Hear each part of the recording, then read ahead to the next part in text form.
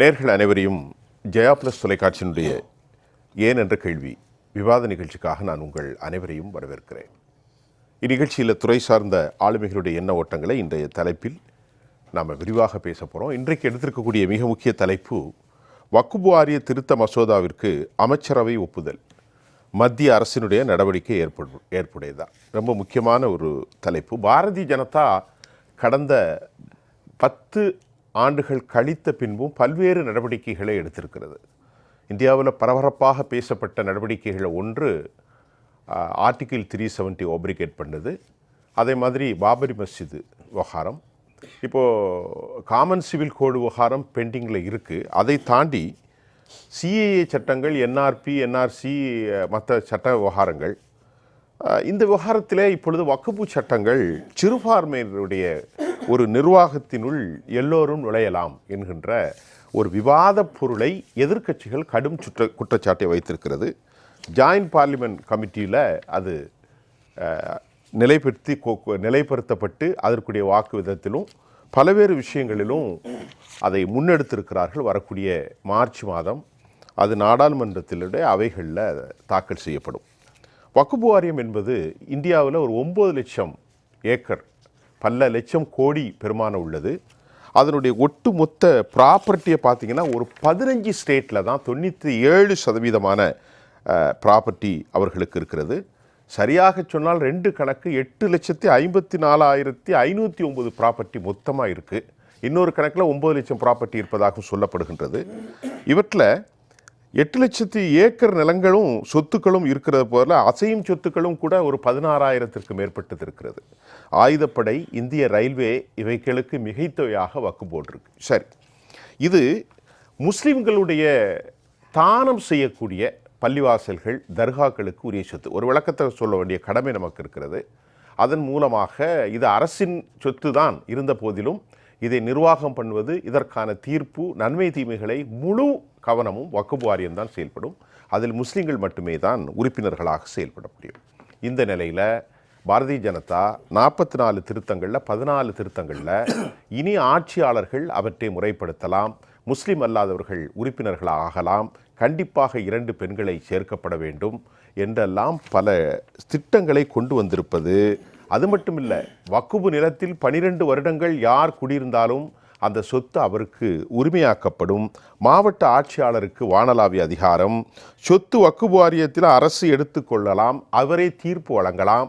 மாநில அரசாங்கத்திற்கு உறுதியான விவகாரம். இந்த விஷயத்தில் இறுதியாக ஒன்று, இந்தியாவில் உத்தரப்பிரதேசத்தில் தான் வக்ஃப் சொத்து அதிகம். 2,32,000த்திற்கு மேற்பட்ட 487 ப்ராப்பர்ட்டிஸ் இருக்கிறது. ஒரிசாவில் இருக்கிறது. அதே சமயம் 7% ஆக்கிரமிப்பில் இருக்குது. ஒரு டீட்டெயிலை நம்ம கொடுத்துட்டோம். இப்போ இது எந்த மாதிரியான விவகாரத்தை கொண்டு வரப்போகிறது, பாஜக இதை எப்படி முறைப்படுத்த போகிறார்கள்? நம்மோடு பேசுவதற்காக மூத்த அரசியல் ஆளுமை, மரியாதைக்குரிய காங்கிரஸ் கட்சியினுடைய செய்தி தொடர்பாளர் ஐயா திருச்சி வேலுச்சாமி அவர்கள் எம்மோடு நிற்கிறார். சார் வாங்க. அதே போன்று மனிதநேய மக்கள் கட்சியிலிருந்து புதுமடம் ஹலீம் அவர்கள் இணைகின்றார். அரசியல் விமர்சகராக திரு ஓம் பிரகாஷ், உயர்நீதிமன்றத்தினுடைய வழக்கறிஞர் திரு வழக்கறிஞர் மெய்யப்பன் ராமசாமி அவர்களும் கூட இன்னும் சற்று நேரத்தில் எம்மோடு இணைய போகிறார். முதல்ல திருச்சி வேலுசாமி சார், இந்த வக்ஃப் வாரிய திருத்த மசோதா அமைச்சரவை ஒப்புதல், இந்த மத்திய அமைச்சரவையினுடைய ஏற்புடையதான இதை எப்படி உங்களுடைய பார்வை? இது வெறும் வக்ஃப் வாரியம் மட்டும் பார்க்காமல் அடுத்தடுத்து வரப்போகிற பெரிய குழப்பங்களுடைய துவக்கம்னே பார்க்கலாம். எந்த அடிப்படையில்? இப்போ இது முடிஞ்சுன்னு வச்சுங்க, முஸ்லீம்களுடைய ப்ராப்பர்ட்டி கை வச்சுருக்காங்க. இது முடிஞ்சதுக்கப்புறம் அடுத்த கிறிஸ்தவர்கள் வருவாங்க, அப்புறம் புத்தர்களுக்கு வருவாங்க. எல்லா மதத்திலும் இருக்கிறதையும் அந்த அதிகாரங்களை தன் பக்கம் கொண்டு வருவது, இது அதிகார குவியலை நோக்கி மத்திய அரசு போவதற்கான ஒரு படியாக பார்க்க வேண்டிய வெறும் மத பிரச்சனை மட்டுமல்ல.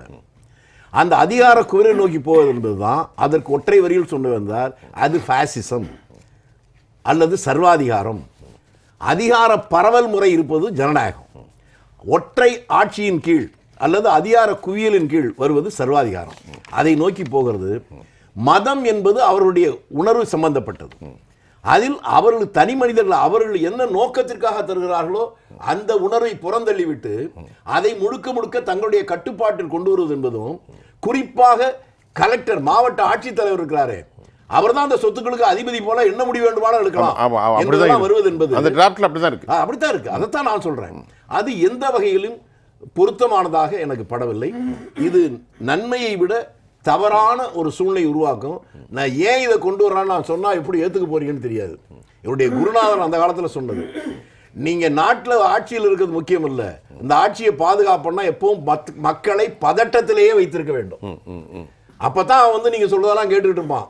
இல்லைன்னா அவன் உரிமையை பத்தி பேச ஆரம்பிப்பான், அதை பத்தி பேசியிருப்பான். அப்படி பதட்டத்தில் வைத்திருக்கிற போதும் பெருவாரி மக்களுக்கு ஆதரவாக இருப்பதை போல ஒரு தோற்றத்தை உருவாக்குவது ஒரு மாயபிம்பம். அது மாயபிம்பம் அல்ல. இதைத்தான் உலக வரலாற்றில் முதலாக கொண்டு வந்தவன் ஹிட்லர். அவரை குருநாதராக வைத்துக் கொண்டு இன்னைக்கு ஆட்சியாளர்கள் செயல்பட்டுக் கொண்டிருக்கிறார்கள். அதை தாண்டி ஒன்றும் இல்லை. மதம் என்பது வேறு எதுவுமே இல்லை. எல்லா மதங்களும், அது இந்துவோ கிறிஸ்தவமோ புத்தமோ அல்லது இஸ்லாமியர்களோ, எல்லாமே சக மனிதர்களை நேசிக்கத்தான் சொல்லுது. வாடிய பயிரை கண்டு வாடும் நெஞ்ச வேண்டும். நம்ம தமிழ்நாட்டில் வள்ளலார் சொன்னான். பக்கத்து வீட்டில் இருக்கிறவன் பசியில் இருக்கிற போது நீ புசிப்பது பாவம், அயலானை நேசி. அதை விட புத்தகத்தில் என்ன சொல்லியிருக்கு? வெட்டிய வயிறோடு வர்றான் ஒருத்தன், அவனுக்கு நீ உபதேசம் பண்ணி பயன் இல்லை, அவனுக்கு கால் வயிறு கஞ்சியாவது ஊற்று. இப்படித்தான் உலகத்தில் இருக்கிற எல்லா மதமும் சொல்லியிருக்கு.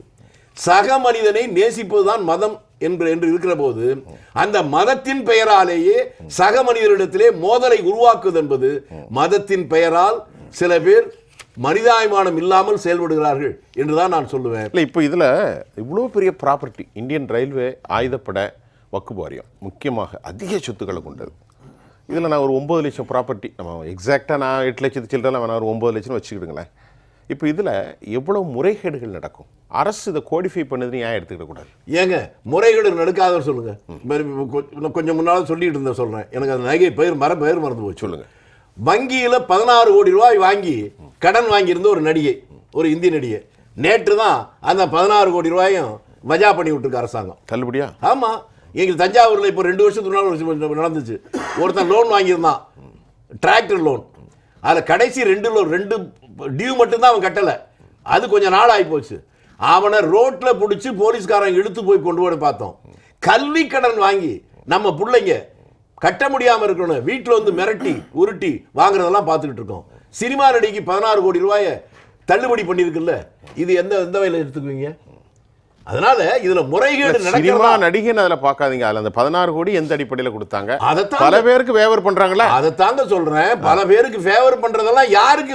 அப்பாவிகளுக்கு பண்ணா ஃபேவர் இல்ல, ஃபேவர். அடப்பாவிகள்னு சொல்ல வேண்டியவர்கள் எல்லாம் ஃபேவர் பண்ணிட்டு இருக்காங்க. அதனால ஃபேவர் அன்ஃபேவர் என்பது ஒவ்வொரு தனி மனிதர் வந்து அரசாங்கம் வரலும் போகும். அரசாங்கம் எத்தனை பேருக்குன்னா நான் உங்களை கேட்கிறேன், 25 லட்சம் கோடி ரூபாய் இந்த 10 ஆண்டுகள்ல வங்கி கடன் வஜா பண்ணியிருக்காங்களா? அதுல உங்களுக்கு எனக்குமா பண்ணியிருக்காங்க? அல்ல காத்தாங்க இருப்பேன் சிப்பனு பண்ணியிருக்காங்களா? எல்லாம் கோடீஸ்வரன் தானே. ஏன் பண்ணாங்க? அது முறைகேடு இல்லையா? இதனை யார் கேட்க முடியும்? முறைகேடு என்பது வேறு. அந்த முறைகேடை சரி செய்வதற்கான பார்க்க வேண்டியது அந்த சொத்தை யார் கொடுத்தார்களோ அந்த சொத்தை நிர்வகிப்பதற்கு அவர்களே ஒரு ஏற்பாடு பண்ணியிருப்பாங்கல்ல, அவர்களுக்குள்ளே விவாதிக்க வேண்டிய ஒன்று. இப்போ இதே நாளைக்கு நான் எதுக்காக சொன்னேன்னு கேட்டா, இப்போ கிறிஸ்தவருக்கு வருது.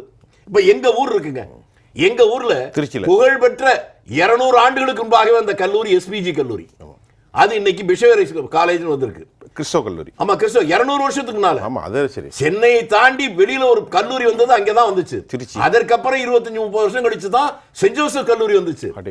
இந்த 2 கல்லூரிகளுக்குமே வேற ஒண்ணும் இல்ல. அப்ப சாதாரணமா இருந்த இடங்கள்ல முக்கியமான தெருவோரங்கள்ல வச்சிருக்க கடைகள், அந்த கடைகள்ல இருந்து வர்ற வாடகையே லட்சக்கணக்கில் வருது. கரெக்ட். அது வேற. அந்த காலத்துல இல்ல. இப்ப அதெல்லாம் எடுக்கிறாங்கன்னு வச்சுங்க. அப்ப அவர்கள் மத்தியில் எப்படி ஒரு பதட்டம் வரும்? இப்ப நீங்க சிறுபான்மை முஸ்லிம்களுடைய வக்ஃப் வாரியத்தை கை வைத்த மாதிரி நீ கிறிஸ்தவ சொத்துக்கள் எல்லாம் கை நிச்சயமா. நான் சரிங்க இப்படி சொல்லுவோம், அதை விட்டுருங்க. இப்ப இந்து மதம் இருக்கு. இந்து மதத்துல இந்த மாதிரி தனிப்பட்ட ப்ராப்பர்ட்டிஸ் அங்கங்க இல்லையா? எவ்வளவு கோடிக்கணக்கு இருக்கு. இப்ப நமக்கு பக்கத்துல இருக்கு காஞ்சிபுரம். காஞ்சிபுரத்துல ஒரு மடம் இருக்குல்ல, மடத்துக்குன்னு சொத்துக்கள் இருக்குல்ல, அதை நாளைக்கு வந்து கலெக்டர் கண்ட்ரோல் கொண்டு வந்தா என்ன ஆகும்? இது மீண்டும் மீண்டும் சொல்லுகிறேன். ஒருவேளை இதை கொண்டு வந்த மாதிரி அதையும் கொண்டு வரக்கூடாதுன்னு எப்படி சொல்ல முடியும்? கொண்டு வரலாமோ? எதை கொண்டு வந்தாலும் தவறுகிறேன். வெறும் இஸ்லாமியர்களுக்கு இந்த வக்ஃப் வாரியத்தை மட்டும் கொண்டு வரதை சொல்லல, எந்த மத சொத்துக்களையும் எடுத்து அதை கலெக்டர் தான் அதுக்கு ராஜாங்கிற மாதிரி கொண்டு வருது என்பது தேவையில்லாத பிரச்சனை உருவாக்க மட்டுமல்ல, இதில் நடக்கிற முறைகேடுகளை விட மிக பிரம்மாண்டமான முறைகேடுகள் வருவதற்கான வழியை உருவாக்கிவிடும் என்ற ஒரு அச்சத்தை நான் பதிவு பண்றேன். புதுமட ஹலீம் நீங்கள் வைங்க, ஒரு மனிதநேய மக்கள் கட்சி, உங்கள் கட்சி எல்லோருக்கும் மாதிரியே தான் இருந்தாலும் இஸ்லாமியர்களுடைய நலன்களையும் அதிக முக்கியத்துவம் எடுப்பீங்க. இந்த வக்ஃப் விவகாரம் இப்போ ஒரு முஸ்லீம்களிடத்தில் ஒரு பேச்சு பொருளாக இருக்கிறது. அதில் அவங்க சொல்கிறாங்க 1995 ஒரு சட்ட திருத்தம் கொண்டு வரப்பட்டது, அதெல்லாம் அவங்க படிச்சிருப்பீங்க. இதில் என்ன நெகட்டிவான ஒரு விஷயத்தை நீங்கள் பார்க்குறீங்க? 2014 பாரதிய ஜனதா கட்சி ஆட்சிக்கு வந்ததுக்கப்புறம் நீங்கள் குறிப்பிட்டது போல் பல்வேறு சட்டங்கள், முத்தலாக்கு சட்டத்திலேருந்து 370 ரத்திலிருந்து குடியுரிமை திருத்த சட்டம்லேருந்து பொது சிவில் சட்டம் கூட இப்போ உத்தரகாண்டில் கொண்டு வந்த நிலைமையிலிருந்து அப்துல் கலாம் ஆசாத் கல்வித்தொகை ஊக்கத்தொகையை நிறுத்தியதிலிருந்து பல்வேறு நெருக்கடிகளை இஸ்லாமிய சமூகத்துக்கு கொடுத்துக்கிட்டே வர்றாங்க. அது எல்லாரும் பார்க்குறோம். அண்ணன் அதை பற்றி சொன்னாங்க. நீங்கள் நேரடியாக கேள்வி கேட்டீங்க. நேரடியாக தான் 95 ஒரு திருத்தம் கொண்டு வந்தாங்க. கரெக்டு தான். நரசிம்மராவ் அவர்கள் பிரதமராக இருந்த காலகட்டத்தில் வக்ஃப் போர்டு திருத்த சட்டம் கொண்டு வந்தாங்க. 1954 வக்ஃப் போர்டு சட்டம் கொண்டு வந்ததுக்கப்புறம் 58 வந்து நீங்கள் சொன்ன மாதிரி 15 மாநிலங்களில் வக்ஃப் போர்டுகள் உருவாக்கப்பட்டன. பல்வேறு சீர்திருத்தங்கள் செஞ்சாலும் கூட 1995 அது நிறைய சீர்திருத்தங்கள் பண்ணாங்க. அப்போ 97 கூட மேற்கு வங்காளத்தில் வக்ஃப் போர்டில் பிரச்சனை ஊழல்னு சொல்லிட்டு ஒரு பிரச்சனை வந்த பொழுது பின்னாடி வந்த மன்மோகன் சிங் அவர்கள் பிரதமராக இருந்த காலத்தில் ஒரு இதே மாதிரி ஒரு ஜேபிசி கமிட்டி போட்டாங்க. யாருடைய தலைமையில் போட்டாங்கன்னா, கர்நாடகாவில் இருந்த ரஹ்மான் கான், நம்ம தமிழ்நாடு இல்லை கர்நாடகா, அவர் தான் சிறுபான்மை நலத்துறை அமைச்சராக இருந்தார். அவருடைய தலைமையில் ஒரு ஜேபிசி ஜாயிண்ட் பார்லிமெண்ட்ரி அந்த கமிட்டி போட்டு அது நாடு முழுவதும் பயணப்பட்டு பல்வேறு திருத்தங்களை கொண்டு வந்து, இன்னும் சொல்ல போனால் நீதியரசர் சச்சார் கமிட்டி கொடுத்த அந்த பரிந்துரை அடிப்படையில் பல்வேறு விஷயங்களை செய்து தான் 2013 இந்த திருத்தம் கொண்டு வந்தார். இந்த 2013 95 திருத்தம் 2013 வந்து இது ஃபைன் டியூன் பண்ணாங்க. அந்த திருத்தத்தின் அடிப்படையில் தான் இந்தியா முழுவதும் இருந்த வக்ஃப் போர்டுடைய இடங்கள் மீட்கப்பட்டன, பல்வேறு அதிகாரங்கள் கொடுக்கப்பட்டன. அது இன்னைக்கு வரைக்கும் அந்த அதிகாரம் பிரச்சனை இல்லாமல் போயிட்டுருக்கு. இவங்க என்ன சொல்கிறாங்க, இப்போது புதிதாக ஒரு திருத்தம் கொண்டு வந்தால் நாங்கள் வந்து இந்த வக்ஃப் போர்டு சொத்துக்கள் மாஃபியாவின் கையில் சிக்கி இருக்கிறது, அதை மீட்பதற்கு தான் நாங்கள் புதிய சட்டம் கொண்டு வரோம் அப்படின்னு சொன்னாங்க. ஆனால் இவங்க எப்படி எந்த மாதிரி சட்டம் கொண்டு வராங்க அது முக்கியம். இப்போ 2013 மன்மோகன் சிங் அவர்கள் பிரதமராக இருந்தபோது கொண்டு வந்த சட்டமே போதுமான அளவுக்கு அதிகாரத்தை வக்ஃப் போர்டுக்கு கொடுத்திருக்கிறது. அந்த சட்டங்கள் மூலமாக இன்றைக்கி ஏராளமான சொத்துக்கள் மீட்கப்பட்டிருக்கின்றன. இன்னும் சொல்லப்போனால், உங்களுக்கு இன்னும் குறிப்பாக சொல்லப்போனால், நீங்கள் கூட சொன்னீங்க 9.4 லட்சம் ஏக்கர் இடங்கள் இருக்கின்றன, 8.4 லட்சம் வக்ஃப் சொத்துக்கள் இருக்கின்றன, ப்ராப்பர்ட்டிஸ் இருக்கின்றன. அது குறிப்பாக சொல்லப்போனால் உத்தரப்பிரதேசத்தில் மட்டும் 3 லட்சம் ஏக்கர் இருக்கிறது பெரும்பாலான இடங்கள். அப்போ இதில் இன்னொரு சிக்கல் என்னால், இதுவரை 50 விழுக்காடு வக்ஃப் சொத்துக்கள் டிஸ்பியூட்டில் தான் இருக்குது. அதுவும் குறிப்பாக அரசாங்கத்தோட டிஸ்பியூட்டில் இருக்குது. அப்போ இப்படிப்பட்ட ஒரு நிலையில் இந்த சட்ட திருத்தம் எந்த மாதிரியான எதிர்வினையை கொடுக்கும்? இப்போ இன்றைக்கி வந்து 14 திருத்தங்களை அமைச்சரவை கூடி ஏற்றிருக்காங்க. அந்த திருத்தங்கள் எவை அண்ணன் கூட பட்டியலிட்டாங்க. அந்த 14 திருத்தமே ரொம்ப வேல்யூபிளா. அதான் சொல்றேன். என்ன வேல்யூபிள்? முதல் திருத்தமே சொல்றேன். வேல்யூபிள்னா அதுதான் சொல்றேன். அதுல உங்க பார்வையில சர்ச்சைக்குரியதாக தான் இருக்கு. அதான் சொல்றேன். முஸ்லீம் அல்லாதவர்களை நீங்கள் உறுப்பினராக வக்ஃப் போர்டில் சேர்க்கலாம், போட்டுக்கலாம். நான் என்ன கேட்குறேன், இன்னைக்கு அயோத்தி இருக்கு, அயோத்தி கோயில் இருக்கு, அங்க அறங்காவலர் குழுவில் முஸ்லீம் சமூகத்தை சார்ந்த பாஜகவை சார்ந்தவர்களே போடுவாங்களா உறுப்பினரா? இங்க இருக்க தேவஸ்தானம், திருப்பதி தேவஸ்தானம் இருக்கு, அங்க வந்து முஸ்லீம் அல்லாதவர் முஸ்லீம் கை வந்து 2 பேரை தேவஸ்தான அறங்காவலராக போட முடியுமா? அதான் அண்ணா அந்த கேள்வியை கேட்டாங்க. இல்ல அது கோயில், இது ப்ராப்பர்ட்டி. அதான் சொல்றேன். அது மாதிரி இப்போ வந்து இங்க தனியார் ப்ராப்பர்ட்டி இருக்கு, இந்து சமூகம் கோயில் சமூகத்துக்கே ஒரு கோயிலுக்கே சொந்தமான ப்ராப்பர்ட்டி இருக்கு. அதுல எப்படி இது ஏற்றுக்கொள்ள முடியாதுன்னு சொல்ல வரேன் ஒன்று. இன்னொன்று, அப்படி 2 பேரை நீங்க போட்டா யாரை போடுவீங்க? பாஜகவை சார்ந்தவர்களை போடுவீங்க, சங்க பரிவாரத்தை சார்ந்தவர்களை போடுவீங்க. இது எந்த மாதிரியே நிலைமையை கொடுக்கும். இரண்டாவது, நீ சொல்றீங்க இந்த அதிகாரத்தை மாவட்ட ஆட்சியருக்கு கொடுக்குறேன்னு. அண்ணா அழகா சொன்னாங்க. 50 விழுக்காடு இடங்கள் டிஸ்பியூட்ல அரசாங்கத்தோட இருக்கும் பொழுது மாவட்ட ஆட்சியர் யார் பக்கம் இருப்பார்? இந்த கேள்வி நான் கேட்குறேன். நீங்க தமிழ்நாடை வச்சு பார்க்காதீங்க. வட இந்தியாவில் குறிப்பாக உத்தரப்பிரதேசத்தில் மாவட்ட ஆட்சியர்கள் என்ன முடிவு எடுப்பாங்க? அரசுக்கு மாவட்ட ஆட்சியாளர்கள் அந்தந்த ஸ்டேட்ல யாருடைய ஆட்சி இருக்கோ அவர்கள் தானே பணி நியமிக்க போறாங்க. பாரதிய ஜனதா ஆட்சி தமிழ்நாட்டில் மாவட்ட ஆட்சியாளர் யாருக்கு இருப்பாரு? இல்ல பாரதிய ஜனதா ஆட்சி செய்கின்ற மாநிலங்கள் என்ன முடிவு எடுப்பாங்க? ஒன்று. இன்னொன்று சொல்றேன், ஏராளமான சொத்துக்கள் இன்னைக்கு இருக்குது. 12 வருடம் ஒருத்தர் வந்து அந்த சொத்தை அனுபவிச்சுட்டு அந்த சொத்து அவருக்குன்னு வர்றாங்க. அப்படின்னு அரசு அந்த திருத்தத்தில் கொண்டு வராங்க. அது எவ்வளவு பெரிய அநீதி. எங்க இதுல மும்பையில் இருக்கின்ற அம்பானியோட இடம் வீடு கிட்டத்தட்ட 4 லட்சம் சதுரடியில் இருக்கு இந்த வீடு. அந்த இடமே வக்குப்புக்கு சொந்தமானதுன்னு சொல்லி ஒரு கேஸ் இருக்கு. ஆமா, கேஸ் இருக்கு. இருக்குல்ல? இருக்கு.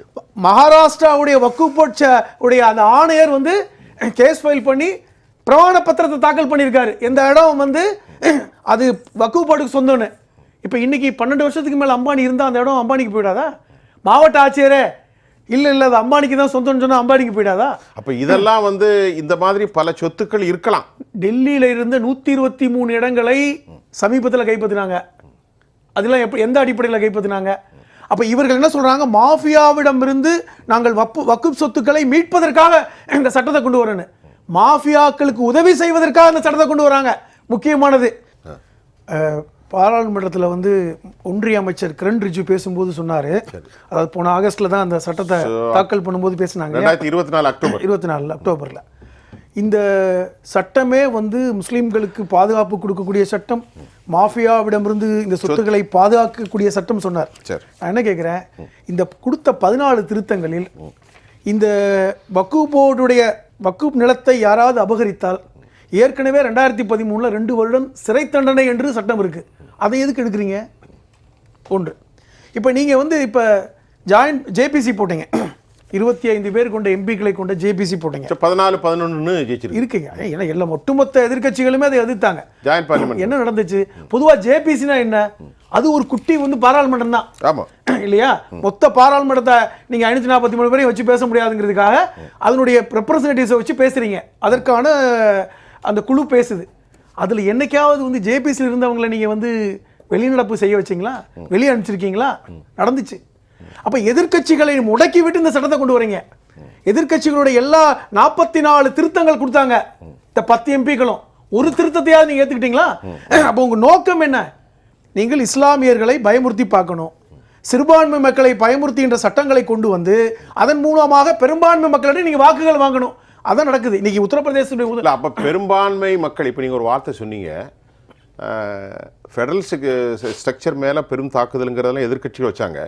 பெரும்பான்மையினர் வந்து அப்படிதான் அப்படி இஸ்லாமியர்கள் சொத்துக்களை எடுத்துக்கிட்டா வாக்களிச்சிருவாங்களா பிஜேபிக்கு? இல்லைங்க, வட இந்தியாவில் அப்படி வட இந்தியாவில் இப்போ அப்படிப்பட்ட ஒரு எண்ணம் இருந்ததுனால தானே உத்தரப்பிரதேசத்தில் யோகி ஆதித்யநாத் எனக்கு 80 விழுக்காடு வாக்களித்தால் போதுங்கிற வார்த்தை எப்படி வந்தது வாயிலிருந்து? 80-20 எதுக்கு சொன்னார்? பெரும்பான்மைவாதம் தானே. அப்போ அங்கே பெரும்பான்மைவாதம் சிறுபான்மை மக்களை நீங்கள் ஒரு துரோகிகளாக எதிரிகளாக காமிச்சது, அவர்களை வாக்குகளை அறுவடை செய்ய வேண்டுங்கிற அந்த ஒரே ஒரு யுக்தியை தவிர வேறு என்ன யுக்தியை வைத்து வட இந்தியாவில் நீங்கள் ஓட்டு அறுவடை பண்ணாங்க? தென்னிந்தியாவில் செல்லுபடி ஆகலை, தமிழ்நாட்டில் என்னைக்கு செல்லுபடி ஆகாது, அது வேறு விஷயம். அப்போ அதன் அடிப்படையில் இன்னைக்கு என்ன சொல்றாரு யோகி? 2 லட்சம் 3 லட்சம் ஏக்கர் இடங்களும் கைப்பற்றப்படும் அறிவிச்சிட்டாரா? அப்புறம் பல்வேறு தேர்தல் சமயத்தில் சொல்லியிருக்காரு. நான் என்ன சொல்றேன், பாயிண்ட சொல்லும்போது கன்ஃபார்மா இருக்கணும். அது திருப்பி சொல்றேன், கைப்பற்றப்படுங்கிற வார்த்தை வேற. இதுவாங்க முஸ்லீம்களுடைய சொத்துக்கள். திருப்பி சொல்றேன், இந்த என் பேச்சுக்கு நான் தான் பொறுப்பாளி. முகலாயர்களுடைய சொத்துக்கள், வந்தேரிகளுடைய சொத்துக்கள், இவர்களுடைய சொத்துக்கள் எல்லாம் இன்னைக்கு வக்குப்புகளாக இருக்கின்றன. இது கைப்பற்றப்படும் என்று யோகி ஆதித்யநாத் சொன்னாரா சொல்லலையா? சொன்னாரா? நீங்க தான் சொன்னீங்க. 3 லட்சம் வார்த்தை சொல்லாம இருக்கலாம்.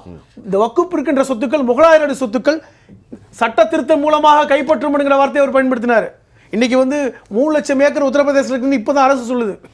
அப்ப இது என்ன சொல்ல வரேன்னா, அவருடைய நோக்கம் என்பது சிறுபான்மை மக்களை பயமுறுத்தி ஒன்று, இரண்டாவது அவர்களுடைய இடங்களை, இது யாருடைய இடங்க இருங்க நீங்க கேட்டுக்கிறேன், இந்த சொத்து என்பது முஸ்லீம்களுடைய சொத்து. சரி, தாத்தனும் பாட்டனும் வந்து ஏழை எளிய மக்களுக்கு நலன்மை. இந்த சொத்து என்னெல்லாம் இருக்கு? பள்ளிவாசல்களாகவும் மதரசாக்களாகவும் மையவாடிகளாகவும் இப்படித்தானே இருக்கு.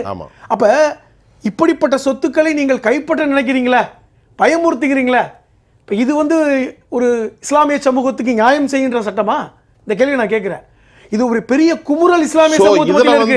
ஒரு அரசியல் உள்நோக்கம் இருக்கிறது. சட்ட திருத்தம்லாம் வெளியே சொன்னாலும் இஸ்லாமியர்களிடத்திலிருந்து ப்ராப்பர்ட்டியை பிடுங்கிறதுக்கான நடவடிக்கை ஒரு முக்கியமான கூறு.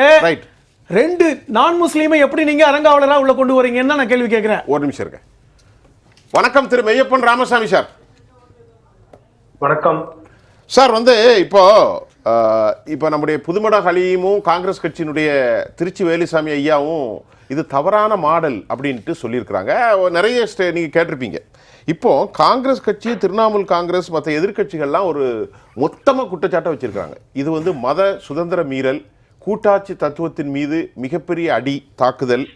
ரெண்டாவது என்ன சொல்றாங்கன்னு கேட்டா, அயோத்தியா வாரியத்தில் இந்துக்கள் இல்லாமல் முஸ்லீம்களை அந்த ப்ராப்பர்ட்டிக்கு நியமிக்க முடியுமா ஒரு கேள்வி. இதே மாதிரி கிறிஸ்தவ சொத்துக்கள்லையும் இந்துக்கள் சொத்துக்கள்லையும் முஸ்லீம்களை போட முடியுமா இரண்டாவது கேள்வி. சொல்லிட்டு காங்கிரஸ் கட்சி என்ன சொல்லுதுன்னா, குருவாயூர் கோயில் எடுத்துக்கோங்க, ஐயப்பன் கோயில் எடுத்துடுங்க, திருப்பதி, இந்த மாதிரி ப்ராப்பர்ட்டிக்கெல்லாம் முஸ்லீம்களை போட முடியுமா? இது மிகப்பெரிய மதத்தின் மீது, மத சுதந்திரத்தின் மீது கட்டமைக்கப்பட்ட ஒரு தாக்குதல். திரு புதுவடம் ஹலீம் சொல்லும்போது வாக்கு அரசியலை விதைப்பது, திருச்சி வேலுசாமி பேசும்போது மக்களுடைய உணர்வுகளை புரிந்து கொள்ள வேண்டும், நாளை இது அடுத்து கிறிஸ்தவர்களை குறிவைக்கலாம், இப்படிலாம் சொல்றாங்க. நீங்க அந்த கேள்விக்கு சரியா பதில் சொல்லுங்க. அந்த கேள்வியோட இல்லைங்க, அப்புறம் மற்றபடி நீங்க பதில் சொல்லுங்க. பாரத மன்னருக்கும் தமிழ் மக்களுக்கும் முதற்கண் வணக்கங்கள். 2 விஷயங்கள். முதல்ல திருச்சி வேலுசாமி அண்ணன் வந்திருக்காங்க அப்படின்னு ரொம்ப சந்தோஷம். நான் நேர்ல வரல அப்படின்றது என்னோட வருத்தம். சோ அது தாண்டி அடுத்தது இன்னைக்கு இருக்கிற தலைப்புக்கு உங்களோட கேள்விக்கு டைரக்டா வந்துட்டோம் அப்படின்னா, அரசுகளை சரியாக கேட்கவில்லை, அவர்களோட பகிர்ந்து கொள்ளவில்லை அப்படின்றது தவறான விஷயம். ஒன்று, காங்கிரஸை சார்ந்த நபர்கள் இந்த சட்ட திருத்த மசோதாவோட கமிட்டியில ஜேபிசியில அவர்கள் உறுப்பினர்களாக இருந்தாங்க. திமுகவை சார்ந்த நபர்கள் இருந்தாங்க, தமிழகத்தை சார்ந்த நபர்கள் உறுப்பினர்களாக இருந்தாங்க. நம்ம நாட்டுல இருக்க பல சமூகங்களை சார்ந்தவர்கள், பல மாநிலங்களை சார்ந்தவர்கள், பல அரசியல் கட்சிகளை சார்ந்தவர்கள் அந்த ஜேபிசியில மெம்பரா இருந்தாங்க. அந்த ஜேபிசிக்கு முன்னாடி இந்த டிராஃப்ட் ஆர்டிகல் ப்ரிப்பேர் பண்ணும்போது அதற்கான அப்ஜெக்ஷன்ஸ், அதற்கப்புறம் அந்த ப்ரப்போஸ்ட் அமெண்ட்மெண்ட்ஸ், அது எல்லாத்துக்குமே பொதுவாக எல்லார்கிட்ட இருந்துமே சஜஷன்ஸ் பெறப்பட்டது. பொதுமக்கள்கிட்ட இருந்து பெறப்பட்டது, அரசுகள் கிட்ட இருந்து பெறப்பட்டது. ஜேபிசி இங்க பிளேஸ் பண்ணாங்க. ஜேபிசி இங்க மீட் பண்ணும் போது அது ஜேபிசி டைரக்டா அமைச்சுக்கல. தமிழக அரசு அதற்கான அமைப்பை ஏற்படுத்தி கொடுத்து அவர்களோட ரெப்ரசன்டேஷன் கொடுத்தாங்க. இங்க இருந்த மைனாரிட்டி கமிஷனும் மைனாரிட்டி மினிஸ்ட்ரியும் தான் அதற்கான ஏற்பாடுகளே செய்திருந்தாங்க. சோ இந்த மாதிரி எல்லா மாநிலங்கள்லயும் அந்த ஜேபிசி அப்படின்றது போய் விசாரிச்சு என்ன நிலைமை, அங்க இருக்க மக்களோட நோக்கம் என்ன அவர்களோட வருத்தம், அவர்களோட அப்ஜெக்ஷன் என்ன கேட்டு தெரிஞ்சுக்கிட்டாங்க. நானும் போய் என்னோட அப்ஜெக்ஷன் பிளேஸ் பண்ணேன்.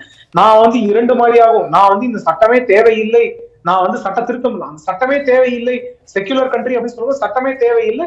ஏன்னா ஒரு மதத்தை கண்ட்ரோல் பண்றதுக்கு அந்த மதத்தை சார்ந்தவர்கள் எவ்வாறு முடிவு செய்ய வேண்டுமோ அவர்களே அதற்கான ட்ரஸ்ட் ஆக்ட்லயோ சொசைட்டி ஆக்ட்லயோ இல்ல கம்பெனிஸ் ஆக்ட்லயோ செக்ஷன் 8 அவர்கள் அந்த மாதிரி முடிவை எடுக்க முடியும். அவர்களே அதற்கான அமைப்பை சரிப்படுத்திக்கிட்டோம். அதற்கான அரசுக்கான ஒரு அமைப்பு தேவையில்லை அப்படின்றதும், அது இல்லாம அந்த ப்ராப்பர்ட்டியை கண்ட்ரோல் பண்ணணும்னா அது எல்லா ப்ராப்பர்ட்டியும் இன்னைக்கு மேனேஜ் பண்றதுக்கான ரெவன்யூ ஆக்ட்லயும் ஸ்டாம்ப் ஆக்ட்லயும் டிரான்ஸ்பர் ப்ராப்பர்ட்டி ஆக்ட்லயும் அதற்கான ப்ரொவிஷன்ஸ் இருக்கு. அந்த பேசிஸ்லயே கூட நம்ம பண்ண முடியும் அப்படின்றதுக்கான வாதங்களையும் நாங்க வைத்திருந்தோம். அந்த மாதிரி பலர் அவர்களோட அப்ஜெக்ஷன்ஸ் பிளேஸ் பண்ணியிருந்தாங்க, அவங்களோட சஜஷனையும் கொடுத்திருந்தாங்க.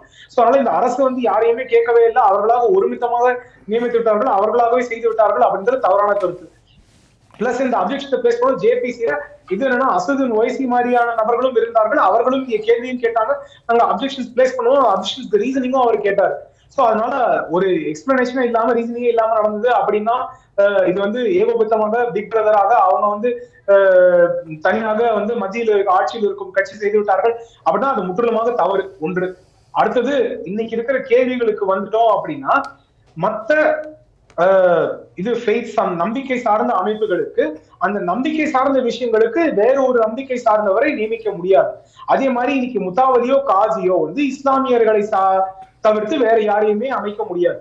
இங்க வக்ஃப் போர்டு, வக்ஃப் கவுன்சில், அதற்கப்புறம் அங்க முக்கியமாக 2 இஷ்யூஸ் எங்க மதம் சாராத விஷயங்கள் வருது அப்படின்னா சொத்து விவரமான விஷயங்களை பார்க்க வேண்டும் அப்படின்ற போது அந்த விஷயங்களுக்கு எக்ஸ் அபிஷியோ மெம்பர்ஸ் அப்பாயிண்ட் பண்ணப்படுறாங்க. அந்த எக்ஸ் அபிஷியோ மெம்பர்ஸ் அரசு சார்ந்த நபர்களாக இருக்காங்க. அவங்களோட அந்த பொசிஷன்ல இருந்து அவர்கள் அந்த கேள்வி கேட்கறதுக்கான வாய்ப்பு வருகிறது. ஏன்னா ரெவன்யூ ரெக்கார்டை செக் பண்ணணும். ரெவன்யூ ரெக்கார்டை ஒரு குவாசி ஜுடிஷியல் அத்தாரிட்டி பார்க்க வேண்டியதுக்கான தேவை இருக்கு. அந்த குவாசி ஜுடிஷியல் அத்தாரிட்டியாக இருப்பதற்கான அனுபவம் தேவைகளையும் பூர்த்தி செய்தவர்கள் யாரு அப்படின்னா அந்த டிஎன்பிசி குரூப் 1 இல்ல ஐஏஎஸ், ஐஆர்எஸ், அந்த மாதிரி யூபிஎஸ்சி குரூப் 1 குரூப் 2 கிளியர் பண்ண ஆட்கள் தேவையை பூர்த்தி செய்தவர்கள். ராமசாமி, நீங்க சொன்னது இப்ப நான் எதுவும் அந்த ஒரு கேள்விக்கு மட்டும் பதில் சொல்லுங்க. காங்கிரஸ் கட்சி மட்டுமல்லாமல் எதிர்க்கட்சிகள் வைக்கிற குற்றச்சாட்டு, குருவாயூரப்பன் கோயில் சொத்துக்கு ஒரு முகமது அலியோ, ஒரு பாசாவையோ, ஒரு சித்திகையோ, ஒரு அப்துல் காதரையோ நியமிக்கலாமா? முதல் கேள்விக்கு பதில் சொல்லுங்க. அதுதாங்க நான் சொன்னேன், விளக்கமான சொல்ல வேணாம். இஸ்லாமியர்கள் அல்லாத வேற யாரும் இருக்க முடியாது. ஏன்னா அந்த மன்னிக்கணும், இது என்னன்னா ஒரு மசூதிக்கோ இல்ல அவர்கள் சார்ந்த அந்த இன்ஸ்டிடியூஷனுக்கோ அங்க பொறுப்பாளராக இருப்பவர் அந்த முத்தாவலியும் காசியும் இல்ல அவர் சொல்லி முடிக்கிறது. ரெக்கார்ட்ஸ் ரெஜிஸ்டர் பண்றது, அந்த சொத்துக்காக சைன் போடுறது, இதெல்லாம் அந்த காவலியில் தான்.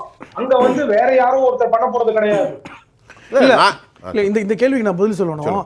அவர் என்ன சொல்ல வர்றாருன்னா, வக்குப் என்பதே வந்து இஸ்லாமியர்களுக்கு இது சம்பந்தம் இல்ல, வக்குப் என்பது ஒரு சொத்து விஷயம் தான். அவர் சொல்ல வர்றது அதுதான். வக்குப்புங்களுடைய சொத்துக்கள் இல்ல நான் சொல்லிக்கிறேன் ஐயப்பன், நீங்க அதான் சொல்ல வரீங்க. நீங்க வந்து நீங்க சொல்றத நான் புரிஞ்சுக்கிறேன் வச்சுங்களேன். திருப்பதி தேவஸ்தானத்தில் ஒரு இஸ்லாமியரை அரங்காவலரா நியமிக்க நான் சொல்லல, நியமிக்க முடியாது. அது ஒன்றுதான். இந்து அறநிலையத்துறையில் வேலை கூட பாத்தீங்கன்னா இந்துக்கள், இந்து நம்பிக்கை உடையவர்களுக்கு மட்டும்தான் வேலையே தமிழ்நாட்டில். தமிழக அரசே நோட்டிபிகேஷன் கொடுக்கும்போது பார்த்தேன். அப்ப நீங்க வக்குப்பு சொத்தே வந்து இஸ்லாமுக்கு சம்பந்தம் இல்லாத மாதிரி பேசுறீங்க. வக்குப்பு சொத்துக்களில் பெரும்பான்மையாக இருப்பது பள்ளிவாசல்கள், தர்காக்கள். அப்ப எப்படி நீங்க ஒத்துக்கிறீங்க? நேரடியா கேள்விக்கு வாங்க. அது எப்படி வக்குப்பு சொத்துக்களில் அது இஸ்லாமியத்துக்கு சம்பந்தம் இல்லாம பேசுறீங்க? அப்ப நீங்க இப்ப சொன்ன மாதிரி மத சம்பந்தப்பட்ட நிறுவனங்களில் அந்த மதத்தின் நம்பிக்கை இல்லாதவர்கள் நியமிக்க கூடாது நீங்க ஒத்துக்கிறீங்க. வக்குப் என்பது இஸ்லாம் நம்பிக்கை உடைய சொத்துன்னு நான் சொல்றேன். அது எப்படி நீங்க மறுக்கிறீங்க? அவர் ஒத்துக்கிட்டாரு, அவர் சொல்றாரு. அப்ப எப்படி அவரு அந்த கேள்வியை நான் கேட்க, நான் ஜேபிசி முன்னாடி வச்ச அப்ஜெக்ஷனே அதுதான் சார். நான் வச்சதே வந்து நீங்க யார பிளேஸ் பண்றீங்க அப்படின்றது பிரச்சனை. இன்னொன்னு ரெவன்யூ ரெக்கார்ட்ஸ் செக் பண்றதுக்காக ஒரு தனியார் ஒரு சட்டமோ தேவையில்லை. ஏற்கனவே அதற்கான 4 சட்டங்கள் இருக்கு. அந்த சட்டத்தின் மூலமாவே நீங்க ரெவன்யூ ரெக்கார்ட்ஸ் செக் பண்ணிக்கலாம், ப்ராப்பர்ட்டி ரெக்கார்ட்ஸ் செக் பண்ணிக்கலாம். அதற்கான தனியாக ஒரு சட்டம் தேவையில்லை. அவர்கள் மத நம்பிக்கை சார்ந்து இருக்கிறதுக்கு ஏற்கனவே அதற்கான சட்டங்கள் இருக்கிறது. அந்த சட்டங்கள் மூலமாவே நீங்க வந்து கேள்வி கேட்டுக்கலாம் அப்படின்றதுதான் என்னோட அப்ஜெக்ஷன். ஜேபிசி முன்னாடி அவர் அப்ஜெக்ஷன் தான் பண்றாரு. இந்த அமெண்ட்மென்ட் தேவையில்லை, நான் ஆக்டே தேவையில்லை அப்படின்றதுதான் என்னோட அப்ஜெக்ஷனே. அவர் சாதாரணமா பேசுற மாதிரி பேசுறாரு. சரி, அவரு இன்னைக்கு வந்து சட்ட ரீதியாக உங்களுக்கு நன்றி தெரிவிக்கிறாங்க. அதாவது மனிதநேய மக்கள் கட்சி நீங்க சொன்னதுக்கு வந்து நன்றி தெரிவிக்கிறதே மெய்யப்பன். ஓம் பிரகாஷ் சார் வாங்க. ஓம் பிரகாஷ் சார், இப்போ ஹிந்து மதத்துக்குள்ள பல மடங்கள் இருக்கு. சிருங்கேரி மடம் இருக்கு, காஞ்சி மடம் இருக்கிறது, அதே மாதிரி ராமலிங்க சுவாமிகளுக்குள்ள அந்த இது இருக்கிறது. அப்புறம் நம்முடைய சைவ மடங்கள் நிறைய இருக்கிற ஆதீன கர்த்தாக்கள்லாம் இருக்கிறாங்க.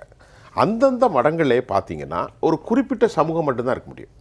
இப்போ பார்த்தீங்கன்னா கர்நாடகாவிலேயும் அதே மாதிரி தான், பஸ்வந்தா அந்த சமூகத்திற்கு அந்த மாதிரி தான் இருக்குது. இந்து மதத்திலே இன்னொரு சமூகம் மதம் பண்ண ஆதீன இதை பார்த்தீங்கன்னா முதலியார் இருக்கிறத நியமிக்கிறாங்க, சைவ புள்ளமார் இருக்காங்க, இப்படி தான் இருக்குது. காஞ்சி மடத்தில் பிராமணர்கள் மட்டும்தான் இருக்க முடியும், வேறு யாரும் இருக்க முடியாது.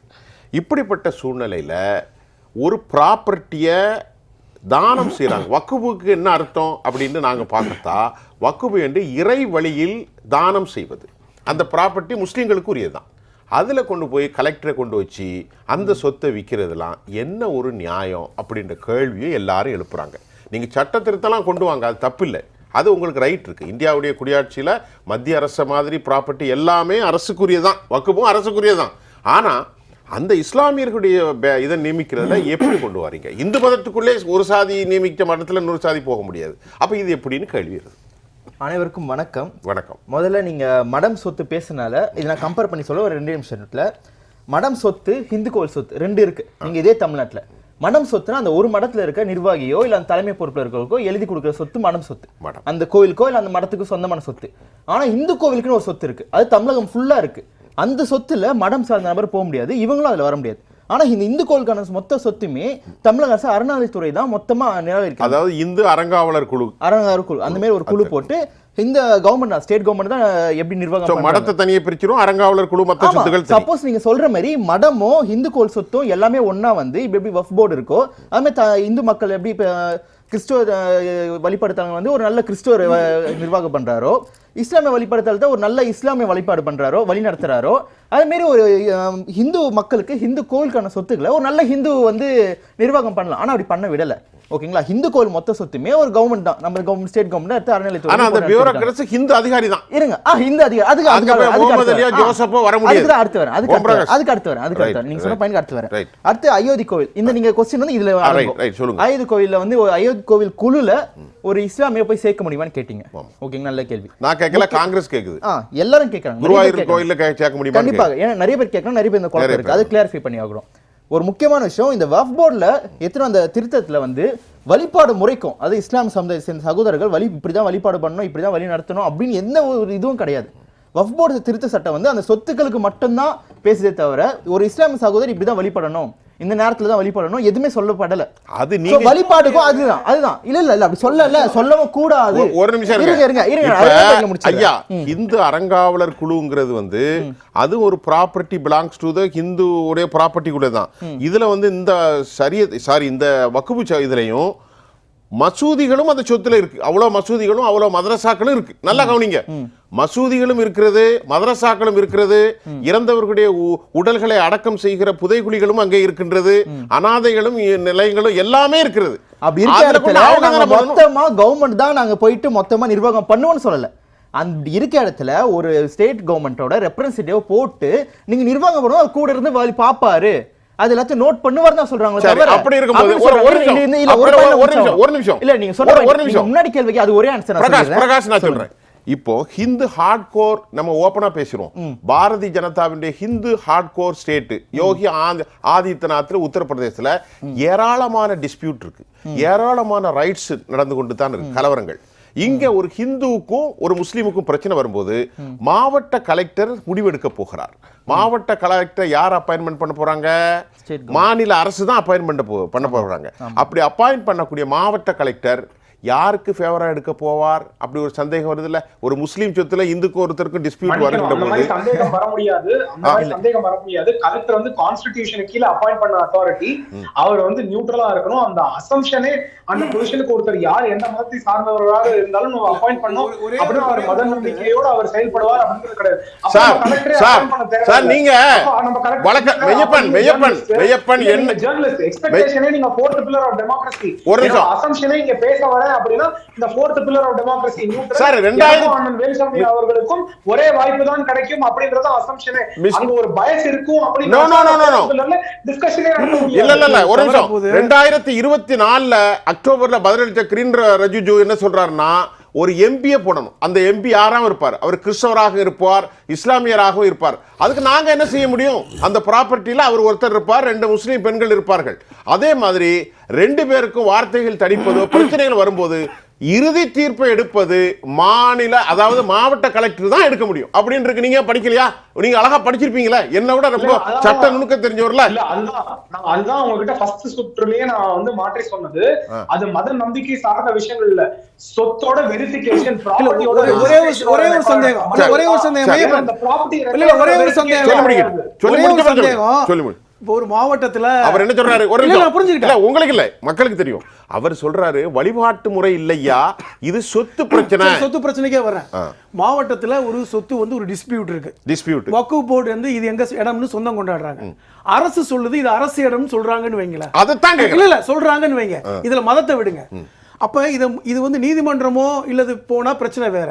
இதை வந்து அரசு சார்பாக வாதாடக்கூடிய மாவட்ட ஆட்சியரை தீர்ப்பு சொல்லணும்னு வைங்க. அப்படிதான் இருக்கு. அதுதான் சொல்றேன். மாவட்ட ஆட்சியர் என்ன சொல்லுவாரு? இது அரசு இடம் சொல்ல மாட்டாரா? அவர் அரசுடைய பிரதிநிதி. அதுதான் ஒரு நிமிஷம் கேளுங்க. இவர் நியூட்ரலா இருக்குன்னு சொல்றாருல்ல, அரசுடைய பிரதிநிதி. இல்லங்க இது வக்ஃப் பெடர்ன்னு சொல்லுவாரா? எங்க அவரே பிராது கொடுப்பாரா? அவரே தீர்ப்பு சொல்லுவாரா? அப்படிதான் வருது. இது என்ன அநியாயம் நான் கேட்கிறேன். ஒன்று. இரண்டாவது எக்ஸெப்ஷன் கொடுத்திருக்காங்க. அந்த டிஸ்ட்ரிக்ட்ல அதே கலெக்டர் வந்து கம்ப்ளைண்ட் ரைஸ் பண்ற கலெக்டரா இருந்தா அவரே அந்த ட்ரைபுனல்ல உட்கார முடியாது. அந்த டிஸ்பியூட் ரெசல்யூஷன் ட்ரைபுனல் சின்ன பிள்ளைக்கு சொல்ற மாதிரி இருக்கு மையப்பன். இந்த மாவட்ட கலெக்டர் அடுத்த மாவட்ட கலெக்டர் சொல்லுவாங்க. ஒரு நிமிஷம் பட் நீங்க as a lawyer you know very well the dispute in between two parties final decision has to be decided only authority in the hand of யாரு?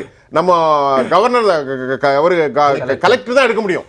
கலெக்டர் எடுக்கிறத நாங்க ஒத்து தான் போகணும். கலெக்டர் யாருக்கு ஃபேவர் எடுப்பாரு? ஏற்கனவே யார் வந்து பிராது கொடுக்கறாங்களோ, யாருக்கு கம்ப்ளைண்ட் இருக்கோ இல்ல யார் இன்ட்ரஸ்டட் பார்ட்டியோ அவங்க முடிவெடுக்க முடியாது. அதற்கான ரெகுலேஷன் இதுல ஏற்கனவே வடிவமைக்கப்பட்டிருக்கு. அவர் என்ன சொல்றாரு? நம்புங்க. இல்ல அவர் என்ன சொல்றாரு? இந்த மாவட்ட கலெக்டர் இன்னொரு மாவட்டம் எடுப்பாருனா எக்ஸா இருந்தானா ஒய்யா இருந்தானங்க. இது என்ன ஒரு முட்டாள்தனமான வாதம் இல்லையா? ஒன்று. இரண்டாவது அவரோட டைம் நான் வர நோ டைம் நீ சொல்லி முடிச்சிருங்க. அதுதான். ஏன்னா இந்த முக்கியமா இந்த திருப்பி சொல்லனா இருந்தா கூட இது முக்கியமா மக்களுக்கு தெரியும். திருச்செந்தூர் கோவில் குழுல இல்ல அயோத்தி கோவில் குழுல வந்து ஒரு இஸ்லாமிய ஆட் பண்ணலாம்னு கேட்டீங்கன்னா, இதே மாதிரி திருச்செந்தூர் கோவில்ல ஒரு நகர்ந்த நிகழ்வை நான் சொல்ல விரும்புறேன். அங்க என்னன்னா ஒரு இஸ்லாமிய சேர்ந்த நபர் வந்து அகலாய்வு பணிக்கு போறாரு. அப்போ வந்து அதை வந்து தடை பண்ணணும் அப்படின்னு சொல்லிட்டு நிப்பாட்டுறாங்க. அதுக்கு வந்து திரு சந்துரு அவர்கள், நீதிபதி சந்துரு அவர்கள் சாட்சி. அவர் வந்து நீங்க உள்ள போலாம், நீங்க பண்ணலாம்னு சொல்றாரு. ஏன்னா அவர் வந்து அரபிக் படிக்கிறதுலயும் சரி, அந்த பழைய லாங்குவேஜான தமிழ்ல கல்வெட்டுகள் படிக்கிறதுலயும் சரி, சான்ஸ்கிரிட் படிக்கணும் ஒரு முன்மாடியா இருந்திருக்காரு. அதனால போறேன்னு சொல்றாங்க. ஆனா இங்க வந்து வழிபாடுல இந்த வக்ஃப் போர்டுக்கும் சுத்தமா எதுவுமே இன்டர்ஃபியரே ஆகல. இதுதான் முக்கியமான பாயிண்ட், எல்லாருக்கும் தெரிய வேண்டிய பாயிண்ட். அதுக்கப்புறமா இது வந்து கோவில் சொத்துன்னு சொல்றாங்க. தப்பு. வக்ஃப் போர்டோட சொத்தை தான் மட்டும்தான் இங்க கண்காணிக்கிறாங்க.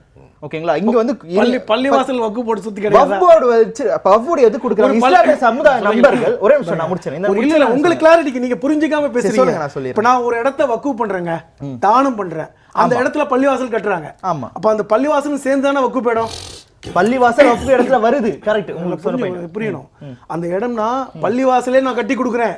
ஆமா, அதுக்காக கொடுக்குறேன். இல்ல பள்ளிவாசலே நான் கட்டி கொடுக்குறேன் என்னுடைய சொந்த இடத்துல, அதை வக்ஃப் செய்யறேன், தானம் பண்றேன், எனக்கு சொந்தம் இல்ல.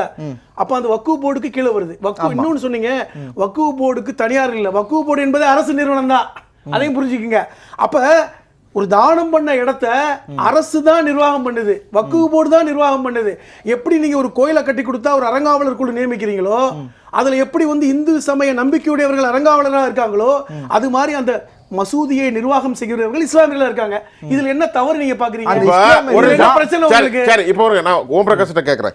செக்ஷன் 2 செக்ஷன் 32 நல்லா படிச்சிட்டு தான் வந்திருக்கேன். 50 51 53 இந்த பயன்பாடுல எல்லாவற்றையும் தெளிவா சொல்லுது. சட்ட பயன்பாடு, அதிகாரங்கள், முத்தவழியுடைய கடமைகள், வாரிய அனுமதியின்றி வக்ஃப் சொத்தை வந்து அந்நியப்படுத்த செயல்பாடு, இதெல்லாம் எல்லாம் வருது. அந்த பாயிண்ட்ல இன்னொரு பாயிண்ட் என்னச்சுன்னா, வக்ஃப் வாரிய சொத்துக்களை கணவன் இழந்த விதவைகள், குழந்தைகள், அனாதைகள் பயன்படுத்த சுயாதீனம் உள்ளது என்று சட்டத்திட்டம் கொண்டு வந்துட்டாங்க. அரசு நினைச்சா எடுத்துக்கிடலாம். சுயாதீன உரிமை யாருக்கு இருக்கிறது? மாவட்ட கலெக்டருக்கு இருக்கிறது. அது அடுத்து வருது பாருங்க. ஆளும் அரசுகளுக்கு முழு உரிமை உள்ளபடி திருத்தம் கொண்டு வரப்பட்டது. எப்படின்னா, மாவட்ட கலெக்டர் கூறியபடி உரிமை கோரும் பட்சத்தில் இனி அது அரசு சொத்தாக மாற்றப்படும். மாவட்ட கலெக்டர் பிரச்சனை வந்து இன்டர்ஃபியர் ஆகும்போது இந்த கலெக்டர் வந்து உள்ள வந்து ரெண்டு பேருக்கு பிரச்சனை வருதுன்னா மாவட்ட கலெக்டர் அப்படி பிரச்சனை வரும்போது மாவட்ட கலெக்டர் முன்பதிவு கொடுக்கிறது வக்ஃப் போர்டு கிட்ட டாக்குமெண்ட்ஸ் இருக்கும். நீங்க சொல்ற மாதிரி அவங்க ரெண்டு பேருக்குள்ள சண்டை வந்தா இல்ல அந்த இடத்தை வக்ஃப் போர்டு ஸ்ட்ரைட்டா வந்து இன்னொருத்தர் கொடுக்க போறதுன்னு கலெக்டர் சொல்ல போறது. கலெக்டர் அந்த மாதிரி பண்ணனும் அவசியமே கிடையாது. கலெக்டர் தான் பண்ணுவாருன்னு இருக்க. நீங்க படிக்கலாம். நீங்க எப்படி சொல்ல முடியும்? ஸ்ட்ரைட்டா வந்து நீங்க வழக்கறிஞரா? வழக்கறிஞர் அந்த டிராஃப்ட் நீங்க படிக்காம எப்படி பேசுறீங்க? இல்ல இந்த வக்ஃப் போர்டுக்கும் ஸ்ட்ரைட்டா வந்து கொடுக்கணும்னு சொல்லவே கிடையாது. Section 2 section 32 section 50 section 51 section 53 I have a authenticity evidence here. I put it here. You go and search, you can get an idea. அதான் சார், கலெக்டர் வந்து இன்டர்ஃபியர் ஆகுறது அப்ப இந்த பிரச்சனை வருதோ, அப்ப அந்த பிரச்சனை வரதுல வக்ஃப் போர்டு எடுத்து காட்டலாமே டாக்குமெண்ட்ஸ். அதுதானே ஒரு ஸ்டேட் உயர் நீதிமன்ற வழக்கறிஞர் ஒருத்தர் இருக்காரு, நீங்க இருக்காரு. எனக்கு சட்டம் தெரியாது. நான் படிச்ச மாதிரி கிராமத்துக்கார தப்பா பேசலாங்க, வழக்கறிஞர் தப்பா பேசலாம். ஐயா சொல்லுங்க. தப்பா பேசல, நான் சொல்ல வரல. சரி, இதுதான் சொல்ல வரல. அதே இன்னொரு விஷயம், சர்ச்சார் கமிட்டி 2006 எடுத்துட்டு வந்ததா இப்ப நிறைவேற்றிருக்காங்க. சரிங்களா? மன்மோகன் சிங் ஆட்சியில் எடுத்துட்டு வந்த சர்ச்சார் கமிட்டி தான் இப்ப அதே சொல்லுங்க. தவறான பதில் இல்ல இல்ல தவறு திருப்பி சொல்றீங்க. ஒரு நிமிஷம், தவறா சொல்றீங்க. நீங்க சர்ச்சார் கமிஷன் கொடுத்த அறிக்கையை வைத்து தான் மன்மோகன் சிங் அவர்கள் 2013ல ஒரு ஜேபிசி போட்டு சர்ச்சார் கமிஷன் பரிந்துரை செய்யப்பட்ட விஷயத்தை அங்க வந்து அமெண்ட்மென்ட் பண்ணாங்க. ஆல்ரெடி முடிஞ்சிருச்சு. அதன் அடிப்படையில் தான் இங்க பாருங்க, நீங்க தவறா திருப்பி பதிவு நம்ம இடைவெளிக்கு அப்புறம் தவறா பண்றாங்க. இல்ல இந்த மாத்தப்படணும்ல. சர்ச்சார் கமிஷன் கொடுத்ததை வைத்து தான் 2013ல அமெண்ட்மென்ட் கொடுத்தாங்க. சர்ச்சார் கமிஷன் முறைகேடு நடந்துச்சு சொன்னாங்க. சொல்லுங்க என்ன முறைகேடு? அதுக்கு என்ன முறைகேடு?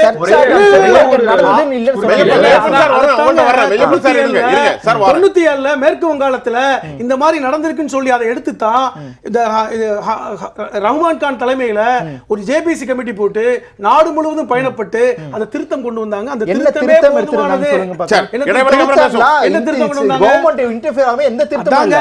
அதே வக்ஃப் போர்டு கமிட்டி வந்து கமிட்டியை பார்த்துட்டோம். சார், நீங்க வக்ஃப் போர்டு சொத்துக்களை கைப்பற்றினால் 2 வருஷம் சிறை. அதை நீக்கிட்டீங்களே. வெளிச்சாமி சார், இப்போ இந்த சட்டத்தில் கலெக்டருக்கு தான் உரிமை இருக்குது. வக்ஃப் வாரிய உரிமைகள் வந்து கடைசியில் ஏதாவது யாருக்கு ரைட் வந்தாலும் மாவட்ட ஆட்சியாளருக்கு தான் முழு உரிமை. அதே மாதிரி முஸ்லீம்களை தாண்டி ஏனைய மத உறுப்பினர்களை நியமித்து சட்டத்தில் வழிவகை உள்ளது. ஆனால் அதில் கம்பல்சரி 2 முஸ்லீம் பெண்களையும் உள்ள நியமிக்கலாம். அவங்க பிஜேபியாக இருக்கலாம், இந்து முன்னணியாக இருக்கலாம், அதெல்லாம் பற்றி பிரச்சனை இல்லை. 2 முஸ்லீம் பெண்களும் போடலாம், மற்ற ஆட்களும் போடலாம். டிஸ்ட்ரிக்டில் ஒரு தொகுதியில் கூடிய எம்பியும் வந்துடுவார். கடைசியில் எல்லா டிஸ்பியூட் வந்து லாட் ஆஃப் டிசென்ட் வந்துருச்சுன்னு வைங்க, பெரும் குழப்பம் வந்துச்சுன்னா தீர்ப்பு யார் எடுக்கிறது? நாட்டாமை யாருன்னா மாவட்ட கலெக்டர். இப்போ சொல்லுங்கள், இப்போ இது என்ன பிரச்சனை நீங்கள் பார்க்கலாம்? என்னன்னு கேட்டால், இது வெறும் மத பிரச்சனையாக மட்டும் பார்க்க கூடாதுன்னு முன்னாலே சொன்ன, மக்களை பதட்டத்திலேயே வைத்திருப்பதற்கு இது ஒரு கருவியா பயன்படுத்துறாங்க. நான் அவங்கள பார்த்து கேட்கிறேன், இப்போ இதுக்கு இவ்வளவு சொல்றாங்க இல்லைங்களா, கிறிஸ்தவர்கள் பிரச்சனை, பிஷப், ஆர்ச் பிஷப் அவங்க தானே கண்ட்ரோல் பண்றாங்க. அவங்களுக்கு இதுவும் பொருந்தும் இல்ல. நாளைக்கு அங்க வந்தா அவங்களுடைய எதிர்ப்பு என்ன வரும்னு பார்க்க போறோம். மாவட்ட ஆட்சித்தலைவர் தான் இதுக்கு டிசைடிங் ஃபேக்டர் இருக்கிறது. நம்முடைய வழக்கறிஞர் ராமசாமி அவர் சொல்றாரு, ரெவென்யூ ரெக்கார்ட்ஸ் அவருக்கு தான் தெரியும். கலெக்டரை விட அந்தந்த ஊர்ல இருக்க ரெவென்யூ ரெக்கார்ட்ஸ் விஏஓக்கு தான் அதிகம் தெரியும். அது எல்லாம் தெரியும். விஏ விட தலையறிக்கு அதிகமா தெரியும். அப்ப தலையாரியை தான் போடணுங்க. நியாயம். நீங்க தலையறிக்கு இல்ல, நம்ம பிராக்டிகலா பேசுறோம். அதான் சொல்றேன், தலையாரி நிரந்தரமா அங்கே இருப்பார். கூப்பிட்டு கேட்பாரு. அவட கரெக்டா மெமரியிலே சொல்லுவாருங்க அவரு. உடனே சொல்லுவாரு. அதனால இந்த சொத்துக்களை டிசைடிங் அத்தாரிட்டி தலையாரின்னு போடுறதா நியாயம். என்ன கேட்கிறேன், இப்ப மற்றதெல்லாம் பத்தி பேசுறோம். இப்ப நான் ஒரு இந்து மதத்திலே இதை எடுத்துக்குவோம். ஒரே மாதிரியான பார்க்க முடியாதுங்கிற ரொம்ப எளிமையான உதாரணத்தை சொல்றேன். என்னுடைய மனைவி, என்னுடைய தங்கை, என்னுடைய மகள், என்னுடைய இந்து மதத்தில் உயிரை விட மேலாக நேசிப்பது தாலி. ஆமா, அந்த தாலியை என் மனைவி போட்டிருக்கிற தாலியை அதே மாதிரி செய்யணும்னு என் தங்கைக்கு கல்யாணம் பண்ற போது, ஐயோ உங்க ஊர்ல மாதிரி நாங்க தாலி பண்ண மாட்டோம், அதுக்கு வேற விதமான சொல்லுவோம் சொன்னாங்க. அது மாதிரி தான் பண்ணி கொடுத்தோம். அப்புறம் என்னுடைய மகளுக்கு இப்ப கல்யாணம் பண்ற போது அந்த ஊர்ல அந்த மாதிரி எல்லாம் பண்ண மாட்டோம். இங்கே இது ஒரு மதத்திலேயே எல்லாவற்றுக்கும் ஒரே மாதிரி கொண்டு வர முடியாது. ஒரு சாதாரண மிக முக்கியமான தாலி கூட என்னுடைய வீட்டில் இருக்கக்கூடிய மனைவி, தங்கை, மகளுக்கே வேறுபடுது. ஆமா, அப்படி இருக்கிற போது இது பண்ண நான் கேட்கிறேங்க, இந்து மதம் தானே. இந்து மதத்தில் இன்றைக்கு வர இவங்க பேசுனா இந்த மதத்தை ஒற்றுமைப்படுத்தணும்னா, இந்து அறநிலையத்துறை அமைச்சராக தமிழ்நாட்டில் எடுத்துக்கிட்டா 1954 தான் ஒரு பட்டியலினத்தை சேர்ந்த பரமேஸ்வரனை காமராஜர் போட்டார். அதுக்கப்புறம் இன்னைக்கு வரை யாரும் வந்திருக்காங்களா? இதை தாங்கி பிடிக்கக்கூடிய நம்முடைய தம்பியோ அல்லது நண்பர் ராமசாமியோ அவங்க கட்சி ஆட்சியில சொல்லி இந்த அறநிலையத்துறை அமைச்சரா அவர்கள் ஆளுகின்ற மாநிலத்தாவது பட்டியலினத்தை சேர்ந்தவர்கள் முதல்ல போடட்டும். இப்ப என்னங்க, பக்கத்துல திண்டிவனம் பக்கத்துல ஊர் பேரை சொல்லக்கூடாது, சங்கடமா. நீங்க அங்க சொல்றீங்களே, நான் உங்கள்கிட்ட கேட்க, பிஜேபி வலதுசாரி இந்த அமைப்பு விட்டுருங்க, திராவிட ஆட்சி நடக்கல மாடல், இந்த மாடல்ல போடட்டுமே. ஏங்க அதைத்தான் நான் முன்னாலே சொல்லிட்டாங்க. யாரா இருந்தாங்க, நான் முதல்ல நான் கேட்கிறேன், நீங்க ராமசாமிக்கு சொல்லி மோடிக்கு சொல்றதை விட நான் திருச்சி வேலுசாமிக்கு சொல்லி ஸ்டாலினுக்கு சொல்லுங்க. அதைத்தான் நான் தெளிவா என்ன சொல்றேன்னா, இவங்க இந்து மதம் பேசுறீங்க திராவிட இயக்கம், ஆனா அவங்க இந்து மதம் தானே பேசுறாங்க. இவங்களை விட அந்த நியாயம் அவங்களுக்கு அதிகம் பொருந்துங்கிறதுக்காக சொல்றேன். இவங்களும் போட்டா அதை வரவேற்கிறேன். இவங்க தான் போடணும், பெரியார் போடுறாங்க. இவங்க தான் பெரியார் பெரியார் பெரியாருங்கறாங்க. இப்ப நீங்க தான் தப்பா பேசுறீங்க. என்ன பெரியார் கடவுளே இல்லைன்னாரு. அப்புறம் இல்ல, அவர் வைக்கத்துல போய் கடவுள் இல்லன்றாலும் உரிமைக்காக போராடினார்லவா. போராடினது வைக்கம். நீங்க அந்த சப்ஜெக்ட் தப்பாக்க போறீங்க. சரி, பெரியார் அங்கே போறதுக்கு முன்னாலே அந்த போராட்டத்தை நடத்தியது திருவிதாங்கூர் மாநில காங்கிரஸ் கட்சி. சரி, பாயிண்ட்க்கு வந்துரும். நான் நேரம் குறைய இருக்கு, இப்ப சொல்லி முடிச்சிருங்க. அதனால இத ஒரே மாதிரியான அணுகுமுறை நாடு முழுக்க இருக்கக்கூடிய எல்லா சொத்துக்களுக்கும் கொண்டு வர முடியாது, அது வாய்ப்பு இல்லை. இதை கொண்டு வருவதனுடைய நோக்கமே எல்லாவற்றையும் நான் முதல்ல சொன்னதை போல அதிகார பரவல் முறையை ஒழித்து அதிகார குவியலை நோக்கி போகுது. அந்த அதிகார குவியல் என்பது சர்வாதிகாரத்துக்கு தான் வழிவகுக்கும். அதுதான் நான் பார்க்கிறேன். இவர்கள் சரி பெரிய சொத்து இருக்கு அதனால நிர்வாகம் பண்றாங்க. இன்னைக்கு இந்திய கிரிக்கெட் போர்டு இருக்கு, அதுக்கு எவ்வளவு சொத்து இருக்கு சொல்லுங்க? ஏராளமான இருக்குல்ல. அதை முறைப்படுத்த பண்ணாங்களா? அந்த கிரிக்கெட் போர்டுக்கு அமித்ஷா பையனுக்கு என்ன சம்பந்தம்? எப்படி சேர்மனா போட்டிருக்கீங்க? அதை கூட அரசாங்கம் எடுத்துக்குமா நாளைக்கு? இதெல்லாம் பிரச்சனை. அரசாங்கத்து நடவடிக்கையிலே நான் அதுக்கு தான் முன்னால சொன்னேன், ஒரு நடிகைக்கு முந்தா நாள் ஒரு 16 கோடி ரூபாய் பேங்க்ல வாங்கின கடனை வஜா பண்ணிருக்கேன், அது முறைகேடா இல்லையான்னு. முறைகேடு நடப்பதற்காக இதை பண்ணல, இதை பெயரை சொல்லி சர்வாதிகாரத்தை ஜனநாயகத்தின் பெயராலேயே கொண்டு வர இவர்கள் முயற்சிக்கிறார்கள். அதற்கு காரணம் இந்த அதிகாரத்தை நிரந்தரமாக தன்னோடு வைத்துக் கொள்வதற்கு, அவருடைய அரசியல் அரிப்பை ஆபத்தில்லாமல் தீர்த்து கொள்வதற்கு இது உதவும் என்று அவர்கள் நம்புகிறார்கள். அதை தாண்டி இதில் நேர்மையோ உண்மையோ நாணயமோ இல்லை. நம்முடைய ராமசாமியுடைய இன்சியல் இருக்கே, அந்த இன்சியல் அவர் வாதத்தில் இல்லை. என்ன புரியுதா உங்களுக்கு? புரியுது புரியுது. என்ன புரியுது? புரியுது. என்ன புரியுதுன்னா அவர் இன்சியல் மெய் தானங்க. அதான் மெய்யப்பன் ராமசாமி ஐயா மெய் தான் சொல்றாங்க. மெய் ராமசாமி தானங்க. அவர்தான் உண்மை. அவருடைய வாதத்தில் மெய் இல்லைங்கிறத வேற எப்படி சொல்ல முடியும்? சார் நன்றி சார். நீங்க ஒரு நிமிஷம் எடுத்துக்கிடுங்க. இந்த இருக்கிற 5 நிமிஷத்தை நான் பிரிச்சு கொடுப்பேன். மெய்யப்பன் சார், நீங்க உங்களுடைய அண்ணன் சொல்ற கருத்துக்கு நீங்க எடுத்துக்கிடுங்க. இல்ல அதான். சோ இதுல வாதங்களில் சில பிழைகள் என்ன பொறுத்த வரைக்கும், ஏன்னா அவங்க இந்து கோயில்களை மேனேஜ் பண்றது யாரு அப்படின்னு கேட்டாங்க. அப்படி பாத்தீங்கன்னா இன்னைக்கு மசூதியை மேனேஜ் பண்றதுக்கு சட்டப்படி மாஸ்க் மேனேஜ்மெண்ட் கமிட்டின்னு இருக்கு. அதுல வந்து வேறு சமூகத்தை சார்ந்தவர்களோ வேறு நம்பிக்கை சார்ந்தவர்களோ இருக்கணும்னு யாரும் கேட்கல. இதே மாதிரி இமாமா இருக்கிறதுக்கு, காசியா இருக்கிறதுக்கு, முத்தாவலியா இருக்கிறது, இதெல்லாம் வந்து வேற மதத்தை சார்ந்தவர்களோ வேற நம்பிக்கையை சார்ந்தவர்களோ நம்பிக்கை இல்லாதவர்களோ இருக்கணும்னு யாரும் கேட்கல. இங்க வந்து அதே மாதிரி வக்ஃப்லயும் வந்து ரிலிஜியஸ் மேட்டர்ஸ் டிசைட் பண்றதுக்கு எதுவும் கேட்கல. அந்த ட்ரைபுனல்ல என்ன டிசைட் பண்றாங்க, அந்த ட்ரைபுனல்ல யாரெல்லாம் மெம்பரா இருக்கா, அந்த ட்ரைபுனல்ல யார் மெம்பரா இருக்கா, அப்போ ரெவன்யூ ரிலேட்டட் ரெக்கார்ட்ஸ் நீங்க டிசைட் பண்ணும்போது கலெக்டர் அங்க வந்து ஒரு முக்கியமான பொறுப்பை வகிக்கிறார். இல்ல அங்க ரெவன்யூ டிபார்ட்மெண்ட்ல ஸ்டேட் கவர்மெண்டோட ரெப்ரஸன்டேட்டிவ் அங்க not below the rank of secretary அப்படின்னு இருக்கு. அப்ப அவர்கள் வந்து ஏற்கனவே ஒரு யூபிஎஸ்சி குரூப் 1 லெவல் ஆஃபீஸரா இருக்காங்க. அப்ப அவர்களை தான் அங்க வைக்கிறோம். அப்ப ஏன் அவர்களை வைக்கிறோம் அப்படின்னா, அவர்கள் எந்த பொறுப்புல இருந்தாலும் அவர்களோட இது வந்து மக்களுக்காக சேவை செய்பவர்கள், மக்களுக்காக பணி செய்பவர்கள், அவர்கள் எந்த நம்பிக்கையும் சார்ந்து இருக்கவர்களுக்காக பாரபட்சம் பார்க்க மாட்டாங்க அப்படின்றதுதான் அந்த தேவையே.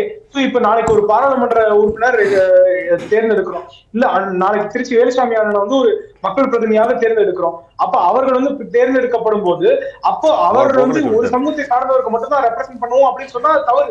அங்க தேர்ந்தெடுக்கும் போது அவருக்கு வாக்களித்தவர், வாக்களிக்காதவர், அவர் நம்பிக்கை சார்ந்தவர், நம்பிக்கை சாராதவர், நம்பிக்கையே இல்லாதவர், எல்லாருக்குமே அவர் ரெப்ரசன்டேட்டிவ் அப்படிங்கறதால தான் அவர் மக்கள். ரைட் இப்போ நீங்க பதில் சொல்லிருங்க. அதாவது ஒரு 1.5 நிமிஷம் தான். ராமசாமி அவர்கள் சொன்னாங்க, பள்ளிவாசலில் இமாமாக இருப்பதற்கோ வழிபாட்டு விஷயங்களுக்கோ முத்தவழியாக இருப்பதற்கோ சம்பந்தம் இல்லை. அவருக்கு அது நினைச்சாலும் வர முடியாது. ராமசாமி சார் சொல்றாங்க. இல்ல தெரியாது. ஆனால் அறங்காவலர் குழுல வரலாம், வக்ஃப் போர்டுல 2 உறுப்பினர் இருக்கலாம். நான் என்ன கேட்கிறேன், இது எல்லா மதத்துக்கும் பொருந்தும் தானேன்னு கேட்கிறேன். நீங்கள் வந்து இந்து மதத்தினுடைய கோயில்களை நிர்வாகம் பண்ணுவதற்கு ஏன் மாற்று மத முஸ்லிம் சகோதரர்கள் வந்து நிர்வாகம் பண்ண முடியாதா? நம்பிக்கையை விடுங்க, கோயிலுடைய வழிபாட்டு முறைகளை விடுங்க, அதை ஏற்றுக்க முடியுமா? ஏன் நிர்வாகம் பண்ண முடியாதா? ஏன் திருப்பதி தேவஸ்தானத்துல நிர்வாக குழுவில் வந்து முஸ்லிம்கள் இருக்கக்கூடாதா? அப்ப வந்து அங்க வந்து வழிபாட்டுக்கு சம்பந்தம் இல்லாம பண்ணலாமா? இது நியாயமற்றது, நேர்மையற்றது, தேவையில்லாத குழப்பம். இந்திய அரசமைப்பு சட்டம் ஆர்டிகல் 25 தெளிவாக சொல்கிறது, ரைட் டு ரிலிஜன், அவரவர்கள் மத சுதந்திரம் பாதுகாக்கப்பட வேண்டும். 2 வக்கீல்கள் பேசலாம். அதைத்தான் ராமசாமி என்ன சொல்றாங்க, நல்ல கவனிங்க. மத சுதந்திரத்தை பத்தி என்னையா இருக்கு? முத்தவள்ளி நியமிக்கிறதோ மத வழிபாடோ மத கடமைகள்ல நாங்க நுழையில. போற போக்குல வந்து சகோதரர் சொன்னாரு, உங்க வழிபாட்டு முறைகள்லாம் நாங்க டிஸ்டர்ப் பண்ணல, அதையும் டிஸ்டர்ப் பண்ணுங்களா? ஐயா அதான் சொல்றாரு. இல்ல அதையும் டிஸ்டர்ப் பண்ணுங்களேன். 5 வேளை தொழுகிறது நாங்க 3 வேளை தான் தொழுன்னு சட்டம் கொண்டு வருவீங்களா? இது எவ்வளவு பெரிய ஒரு மோசடியான வாக்கு இது. இப்ப இது இந்த அளவுக்கு போறாங்கன்னு சொல்றேன். இல்ல நான் முடிச்சுக்கிறேன் மெய்யப்பன் நான் முடிச்சுக்கிறேன். இல்ல குதர்க்கமா நீங்க பண்றதே குதர்க்கமான, இந்த சட்ட திருத்தமே குதர்க்கமானதுதான். ராமசாமி அண்ணன் தம்பி, நீங்க திருப்பி சொல்றேன், இந்த சட்ட திருத்தமே குதர்க்கமானது, இது தேவையற்ற சட்டம். இதுல என்ன சாதிக்க போறீங்க நீங்க? அப்ப இது வந்து இந்த சமூகம் கேட்காத 9 லட்சம் ஏக்கர் இருக்கு, என்ன சாதிக்க போறீங்களா? 50 விழுக்காடு டிஸ்பியூட், அதான் சொல்றேன், 50 விழுக்காடு டிஸ்பியூட் அரசாங்கத்தோட தான் இருக்கு. அதை முழுமையாக கைப்பற்ற அவர்கள் உதவி செய்ய போறாங்க. டிஸ்பியூட் நீங்க சொல்றீங்க அரசாங்கத்துல இருக்கு, 7% ஆக்கிரமிப்பு. திருப்பி சொல்றேன், அம்பானியுடைய அந்த சரி, நான் ஒரு கேள்வி உங்கள்ட்ட கேட்க நினைச்சேன், சுருக்கமா முடிச்சிருங்க. இன்னைக்கு இஸ்லாமியர்கள் கையில தானே இருக்கு வக்ஃப். ஆனா உண்மையிலே ஒரு கேள்வி மனசாட்சியோடு நீங்க பதில் சொல்லணும். ஊழல்கள் தலைவிரித்தாடுது, அப்படி பார்த்தா காசு கேட்கறாங்க, அவ்வளவு முஸ்லிம் அதிகாரிகள் தான். இதை நீங்க மறக்க முடியுமா? வக்ஃப் போர்டுல ஊழல்கள் இதுக்கு சப்ஜெக்ட்ல ஒரு திருப்பி வக்ஃப் போர்டுல இன்னைக்கு நடக்கக்கூடிய ஊழல் திருப்பி சொல்றேன். ஊழல்கள் இல்லாத ஏதாவது ஒரு நிறுவனம் இந்தியால இருக்கா? நீங்க ஒன்னு சொல்லுங்க. சரி ஒன்னு சொல்லுங்க. அப்ப அதை சரிப்படுத்த தான 2013ல இந்த வக்ஃப் போர்டு திருத்த சட்டம் கொண்டு வந்தாங்க. அது சிறப்பா தான போயிட்டு இருக்கு. பல்வேறு இடங்களை அதை வந்து இப்ப இடங்களை மீட் பண்ணி செஞ்சிருக்காங்களே. மறுபடியும் ஏன் இப்படி வந்து குதர்க்கமா நீங்க பண்றீங்க? சார் நிறைவா வக்ஃப் போர்டு இந்த திருத்தம் என்று எதுக்கு எடுத்து வந்திருக்காங்க? இந்த சொத்துக்கள் நிர்வாகம், அரசோட நிர்வாகம் இருக்கணும் அப்படின்னு சொல்லி எடுத்து வந்திருக்காங்க. தவிர இது வேற எந்த இஷ்யூவும் கிடையாது. எப்படி சிஏ எடுத்தனமோ பிரச்சனை வந்ததோ, இது ஆர்டிகல் 370 எடுத்தப்போ ஒரு பிரச்சனை வந்ததோ, அதே மாதிரி இதை வச்சு பெருசா அரசியல் பண்ணுவாங்க, பண்ணிட்டு இருக்காங்க. யார் பண்றா? எதிர்க்கட்சிகள். கண்டிப்பா எதிர்க்கட்சி, ஆளுங்கட்சி சம்பந்தம் இல்ல, கொண்டு வர இல்ல இவங்க எடுத்துக்க எதிர்க்கட்சிகள் தொடர்ந்து பால்ங்கிறது எம்பி, பிஜேபி எம்பி, நீங்க எதிர்க்கட்சி சொல்றீங்க. எதிர்கட்சிகள் பெரிய பூமன் ஆக்கி எடுத்துட்டு வந்துட்டு இருக்காங்க. ஆனா இதனால இஸ்லாமிய வாக்குகளை வந்து பிஜேபி போகணும் தடுத்துடலாம் அப்படின்னு ஒரு இது பண்ணிருக்காங்க. இப்ப 2 நாள் முன்னாடி 82 இஸ்லாமியர்கள் குஜராத்ல ஜெயிக்கிறாங்க, பிஜேபியில ஜெயிக்கிறாங்க. 82 இஸ்லாமியர்கள் காங்கிரஸ்ல ஜெயிக்கல. சரிங்களா? அந்த மாதிரி இஸ்லாமிய வாக்கு பார்லிமெண்ட்ல இஸ்லாமியர்கள் இருக்காங்க அப்படி நீங்க கணக்கு பண்ணி பார்த்தா யாரோ ஒருத்தர் சொல்லுங்க. அப்படி நீங்க கணக்கு ஒரு MP சொல்லுங்க. எம்பிலயும் பாத்தீங்கன்னா அதிகமா எஸ்சி எஸ்டி பிரிவு ஒரு அதிகமா MP கூட கிடையாதுங்க. இல்ல எஸ்சி ஒரு முஸ்லீம் MP கூட ஒரே ஒருத்தர் சொல்லுங்க. எஸ்சி எஸ்டி பீப்புள் அதிகமா பிஜேபில ஒரு அவங்க மினிஸ்டர் கொடுத்திருக்காங்க. கேட்டது ஒரு Right, முஸ்லீம் right, MP right. இருக்காங்களான்னு கேட்டாங்க. நேயர்களே, இன்னைக்கு நம்ம முஸ்லீம் வக்ஃப் இருப்பாங்க, வாரிய- கண்டிப்பா. இல்ல, நீங்க இல்ல, சொல்ல list ஒருத்தர் கூட கிடையாது. இல்ல. இல்ல, ஒருத்தர் கூட ஐயா கிடையாது. பரவாயில்ல விடுங்க. இந்த வக்ஃப் வாரிய சட்டத்தினுடைய விவகாரத்துல நிறைய சட்டப்பிரிவு இருந்தாலும் இந்த 55 நிமிஷத்துல தார்மீக ரீதியாக இந்தியா போன்ற செக்யூலர் கண்ட்ரிக்கு ஒரு மத சுதந்திரங்கள் இருக்கிறதா, அது எந்த மாதிரி வாதம் எப்படி கோடிஃபை பண்ணலாம், நான் உங்க பார்வைக்கே விட்டுறேன். ரொம்ப சிறப்பாக நம்ம இடத்துல பேசிய காங்கிரஸ் கட்சியினுடைய மூத்த தலைவர் மட்டுமல்லாமல் பொது ஊடக ஆர்வலராகிய மரியாதைக்குரிய திருச்சி வேலுசாமி அவர்கள், நம்முடைய திருச்சி வேலுசாமியை தொடர்ந்து மெய்யப்பன் ராமசாமி அரசியல் விமர்சகராக, புதுமடம் ஹலீம் மற்றும் ஓம் பிரகாஷ், உங்கள் அனைவருக்கும் நான் உளப்பூர்வமான நன்றியை தெரிவித்துக் கொள்கிறேன். மீண்டும் மற்றொரு களத்தில் நான் உங்களை சந்திக்கின்றேன். அதுவரை உங்கள் அனைவரிடமிருந்தும் நான் உங்கள் சுஃபியான், ஜெயா பிளஸ் தொலைக்காட்சிக்காக நன்றி. மீண்டும் சந்திப்போம்.